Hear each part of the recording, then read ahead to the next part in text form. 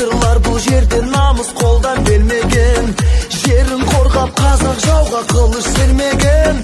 Қазақстаным, Қазақстаным, ал қазір мақтаныш бізде қазақ даласы, байлығы молдағы бар жау жүрек баласы, арманға бастаған құрылған көп қаласы. Қазақстаным, Қазақстаным.